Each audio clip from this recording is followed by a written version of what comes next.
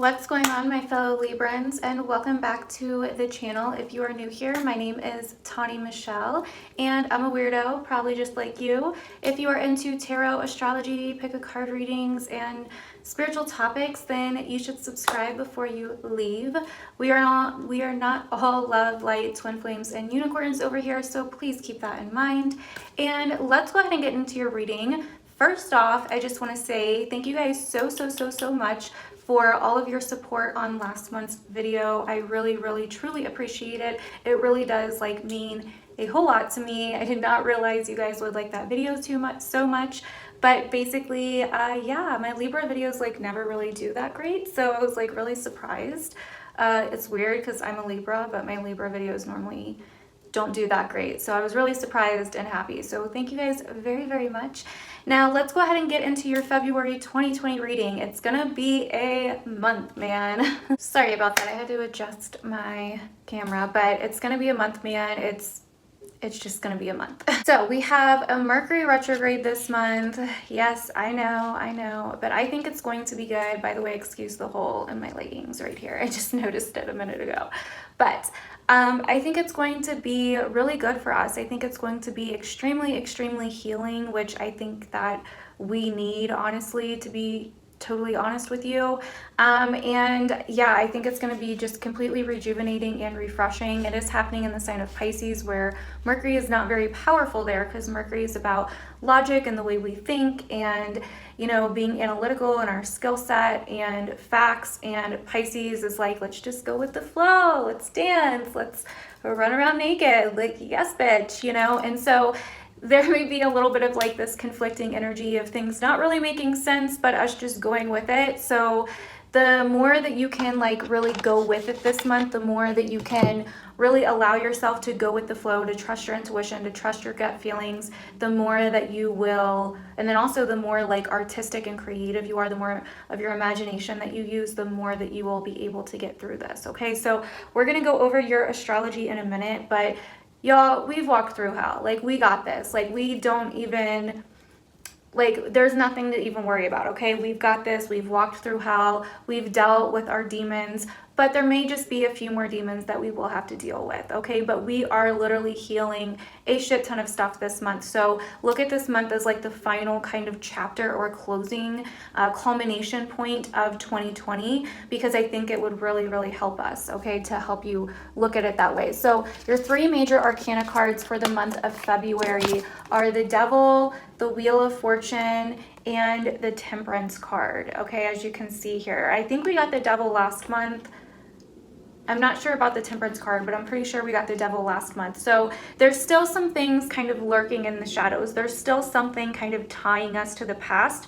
For some of you, I feel like it's a resentment, it's a burden, it is almost like an obsession or addiction that may be in your shadow a little bit that you may not necessarily recognize, because our oracle cards, these are the Threads of Fate Oracle. I get a lot of questions. They will be down in the description below, but our oracle cards are Shadow, okay, Reflect, we have Soul Work with a B on it, and we have Release. Okay, so this month is going to show you where you are disconnected, I feel, Libra, where you need to really reflect on yourself and your shadow. Okay, so good month for shadow work. And even if you don't consciously do it, I have a feeling the energy will kind of push you into it. And if you don't know anything about shadow work, you can Google it. You probably want to Google stuff by Carl Jung, because he is the badass that created it. We did a whole thing of shadow work in my online course. If you would like to check that out, it's in the description below. And then I've also done past videos talking about shadow work. I did a pick a card reading on shadow work. But yeah, it's basically just what's in your subconscious, what's in your shadow, your subconscious actions and behaviors, emotions and feelings that you've pressed down from childhood or from the past that are being reflected outside of you. So let's say you always get in this same kind of relationship, right? You always get in these relationships or in these friendships, or run across these people that are just assholes, you know, and it doesn't mean that they're not an asshole. Shadow work is looking at you. It's not saying that they're not an asshole and it's your fault. It's saying, what in me thinks that I deserve assholes like this? You know what I mean? What in me is being reflected from this person? And that's really getting into shadow work to heal, okay? Because the first tarot card we have is the Sun, which brings light to things, which is like it's the brightest freaking, you know, planet in the sky. And then we have the Four of Pentacles. So I think this month is going to it's going to shine a light on what you're holding on to that's weighing you down, okay? Like, it's going to shed a light on where you're lacking and where you're holding on to things that are just weighing you down. Like, they're not doing it for you anymore, Libra. You know what I mean? Like, you can't hold on to these resentments or these burdens or these emotions anymore that are like just not what you want, okay? Because we also have the Three of Swords, okay? So some of you guys could be holding on to a betrayal, a loss, guilt, shame, remorse, but I really feel like some of you guys are just really holding on to something from the past, and that is what is tying you. That is why you are restricted, because like I'm pretty sure I said last month, these chains are loose enough for them to get off of their neck. The devil, yes, he's in the card, but he's not the one holding them hostage. He's not the one keeping them there. They are, okay? So, and I feel like this Wheel of Fortune is going to come in, you know, and bring something back from the past in order for you to negotiate. Woo!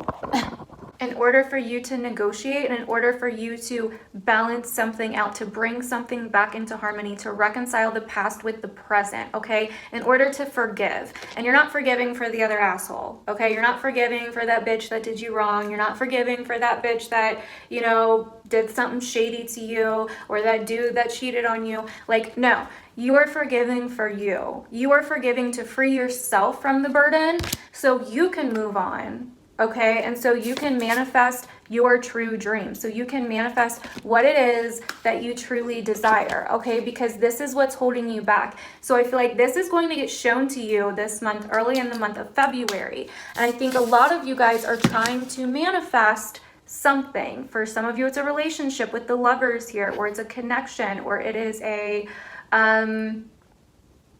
friendship, a new life path, a new decision, a new just because the Lovers isn't always like the Lovers, right? It's not always about relationships, love, twin flames, soulmates, what the fuck ever. The Lovers is about a crossroads. It's about a new option, a new life path. It's also about duality and opposites, okay? You've been trying to manifest something that's like the opposite of where you are now. You've been trying to grow something and call something in and work on something, but this shit from the past needs to be shed. It needs to be let go of in order for this to manifest and come in, right?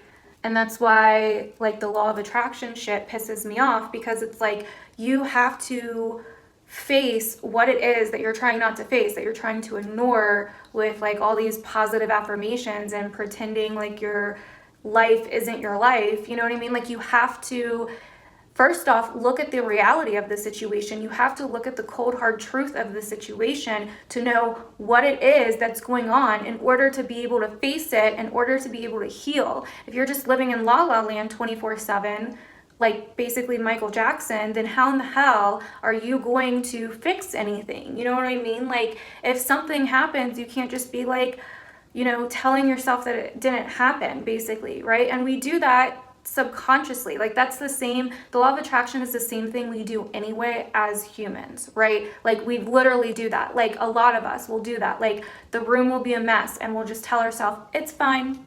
It's fine. My room's so clean. I'll do it tomorrow, blah, blah, blah. Instead of acknowledging the freaking mess in order to clean it up, instead of just sitting there doing what the hell ever, trying to hope that the room cleans itself, right? Like, that doesn't, you know what I mean? So yeah, it can work. Like, I believe in manifesting, but to manifest, you have to first come down to reality. You have to get grounded, and you have to face the freaking problem. You have to look at what it is that is weighing you down, because the energy goes in a flow. And if there's anything that we know about the universe, it's that there's duality, okay? There is duality, right? So We have day and night, right? The moon, the sun, female and male. I mean, just originally, right? Like there's other genders and stuff now, but even those genders oppose there's opposites of everything, right? So when we are trying to manifest something that we don't already have, right, we have to make space for it, because that's the flow. Things come in, we make space, things go out, right? Like it's just the flow. So if you're trying to manifest the opposite, if you're trying to bring something in that's been the opposite of what you've been going through so far, you are going to have to make space for it, and the sun is going to shine a light on those things that you've been holding on from the past, that you've been holding on to from the past, that it's time to let go of. Okay, so we also have the Ace of Cups and we have the Seven of Wands. This is getting your power back, Libra. Like this baby is getting your power back.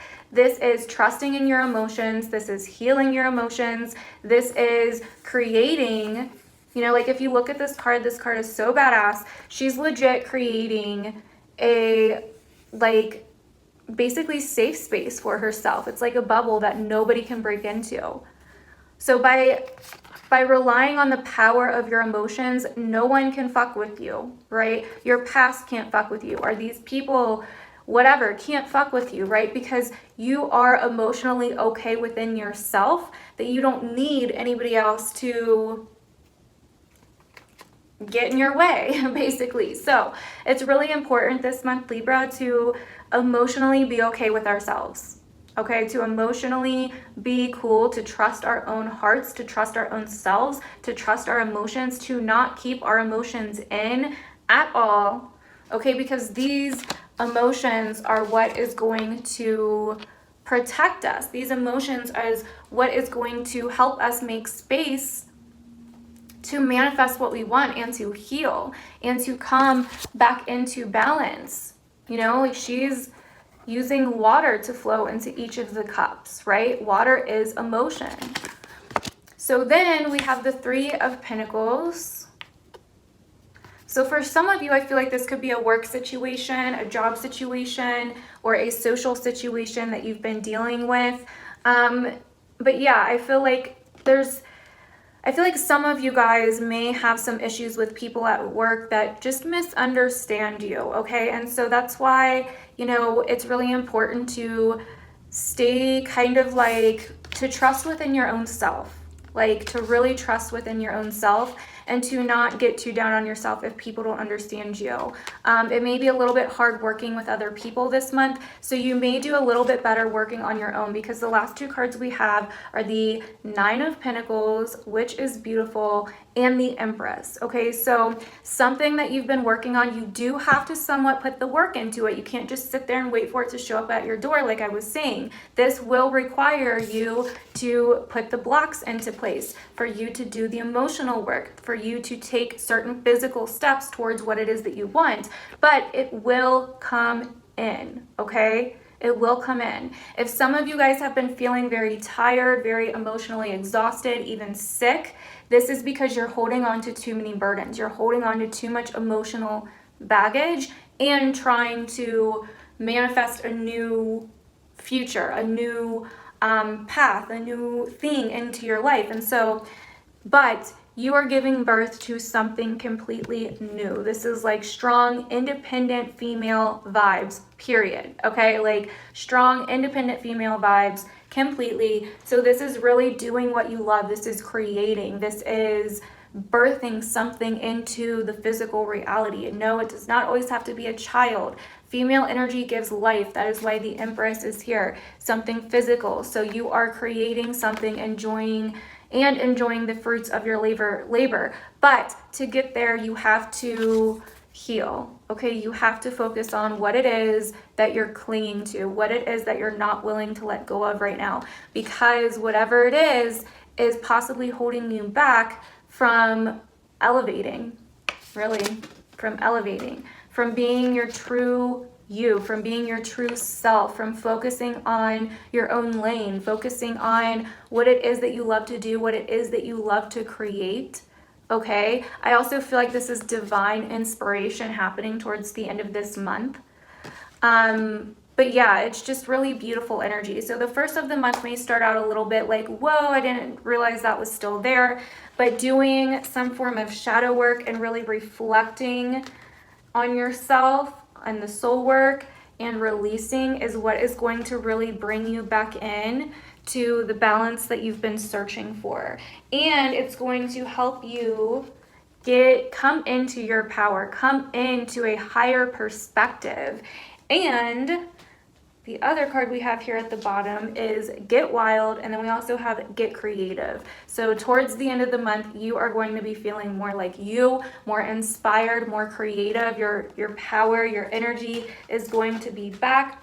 So let's go ahead and go over your astrology for this month, Libra.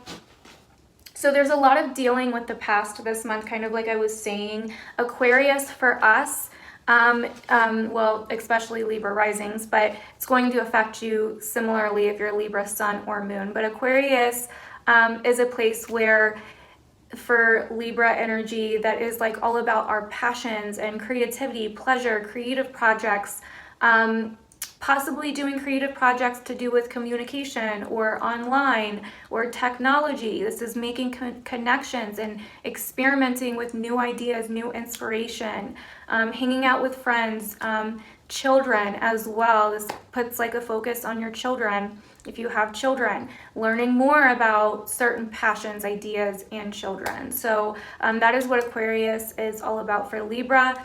And Mercury is going to be in a spot for us that is focused on our day-to-day lives, the mundane things that we do every day, the schedules that we have, our health, our diets, work, the workplace, the work environment, co-workers, employees, all of that.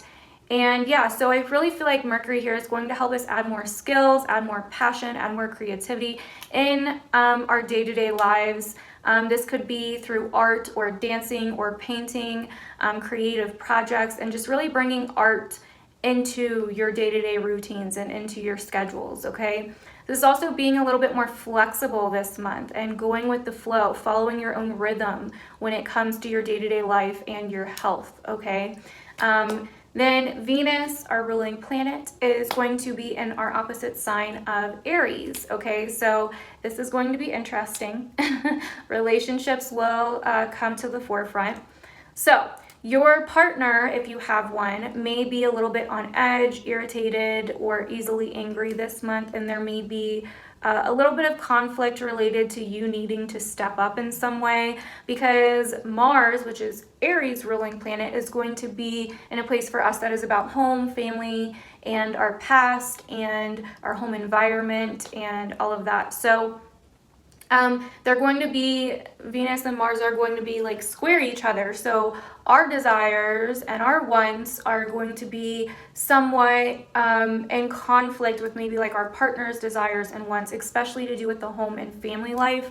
So there could be a little bit of that going on. And if you don't have a partner, this could just be any significant relationship or friendship in your life. There could just be someone that you live with, or a family member or a friend that you see a lot that is a little bit more on edge or demanding or something along those lines. But this is happening to get you to step up and to assert yourself and to be more direct with people about what it is that you truly want, okay? So let's see. So yeah, this could happen more so towards the end of the month or the last half of the month, but there definitely may be some actions that need to be made at home or with the family. There may be a little bit of conflict, like I said before, with your wants and desires. So yeah, it's important to express your own individuality and find harmony through being yourself this month. So on the 9th, we have the full moon in Leo, which is in a place for us that is all about connection and friends and recognition and being seen and our passions that we put out into the world. So something comes full circle with this. So if you may be a little bit more popular around this time, or you may be hanging out with friends around the full moon. But yeah, or you could get recognition kind of out of nowhere for something that you've been working off your ass at. That could definitely be a possibility as well. But those are the themes that can kind of come into the forefront. This can also sometimes be like self-realization and things of that nature. So on the 16th, we have Mars and going into the sign of Capricorn, which, like I said before, is a place for you that is about getting shit done to do with your home life, your family life, your living arrangements, your living dynamic, your family dynamics, your past, your childhood, your ancestors, your mother or how you mother.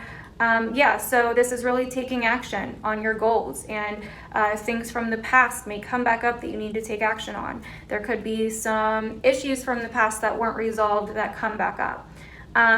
Family and people you live with could be a little bit confrontational, like I said before. But yeah, so Mars in your 4th house, you may finally have the energy to take action when it comes to a family matter or when it comes to a home matter or something along those lines. Then with Mercury going retrograde on the 16th as well, this is going to be really going back and looking at something to do with your day-to-day life, your schedules, your routines, your health, your workplace, and even small pets could come up in this area as well. So there could be an old hobby, an old craft that comes back up. There could be shifts in your diet, your health, and your workplace. But like I said before, with Mercury here, you're really being asked to be more flexible, to listen to your intuition more, to listen to how you feel more, to do more things that are creative and artsy and let you express yourself. Okay, so holistic healing methods, holistic health, this could be something you're looking into, or just like an idea around this time. But you're wanting to ease up on your day-to-day schedules, go with the flow a little bit more, or go back and re-examine something that you used to do that maybe you stopped doing that could really benefit you around this time in those areas. So then on the 23rd, we have the Pisces new moon in the same area. So this is going to be new beginnings on the horizon in these same areas of health, work, daily routine, and your schedules. So this can really be the start of something new. Like you know, the Mercury retrograde happens, you go back, you start re-examining things, and you're like, I don't do enough creative things in my life anymore. I'm too booked up, or things are too busy, and I want to just take time for myself. Or I really used to love that dance class I used to go to, or I used to really love painting every day. Why don't I do that anymore? And so that Pisces new moon is going to help you start implementing that into your schedule. Okay, so that is what I see for you, Libra, for the month of February 2020. Definitely let me know down below if any of this ends up resonating. You know, I'd love to know. Thank you guys so much for watching this video. I truly, truly appreciate it. And yeah, I love you guys. I will see you in my next video. Bye.